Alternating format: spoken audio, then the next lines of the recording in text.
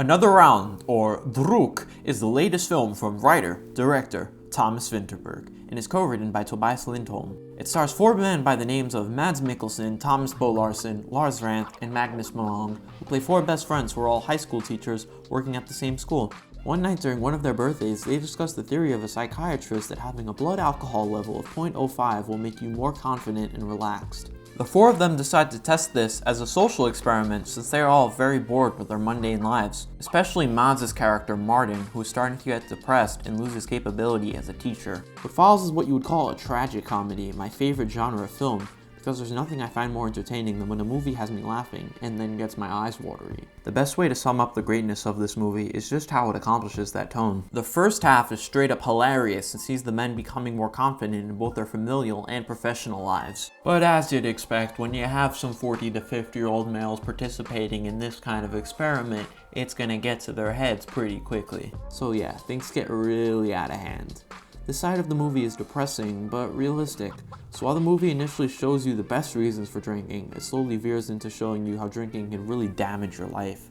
Obviously, this movie isn't breaking any grounds with its message, but the contrast between the tones make for a really interesting narrative. Sadly, what led to this kind of tone is quite tragic. The movie was inspired by a play Vinterberg had written while working in Vienna. The script took lots of inspiration from the life of his own daughter, Ida, who had shared her experiences of the drinking culture among the Danish youth. Ida had encouraged her dad to adapt it into a movie and was even slated to star as Martin's daughter. It was at this time that the script was a lot more of a celebration of alcohol than the final product. However, in a tragic turn of events, Ida was killed in a car accident 4 days into filming.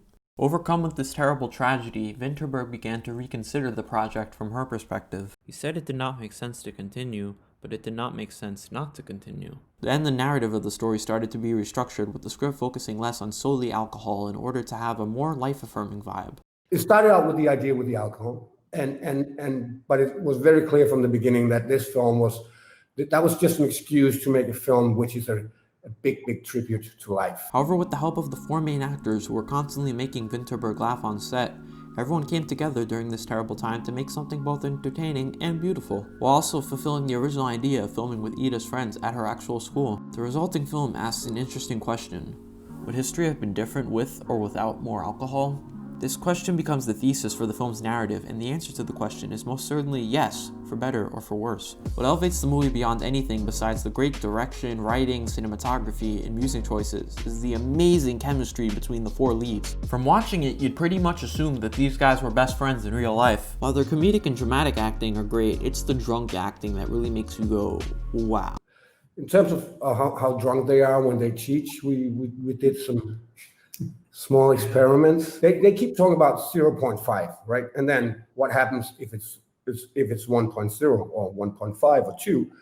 So we looked into that, and we had a fairly good idea what happens with your speech and what happens to your movements, and then between me and Thomas and the rest of the cast, we have enough experience to go for it. It's these moments that really make you wonder, should I be laughing right now, or is this actually kind of sad? That wasn't a tonal issue, but just a tribute to how real the movie was feeling. But really, this is just a movie that I'm so happy exists. By the time it ended, I was just feeling so full of life. Quite the opposite feeling of Vinterberg's The Hunt. Here, while I did feel sad, I was left with some feelings of optimism when it came to embracing life, but without alcohol.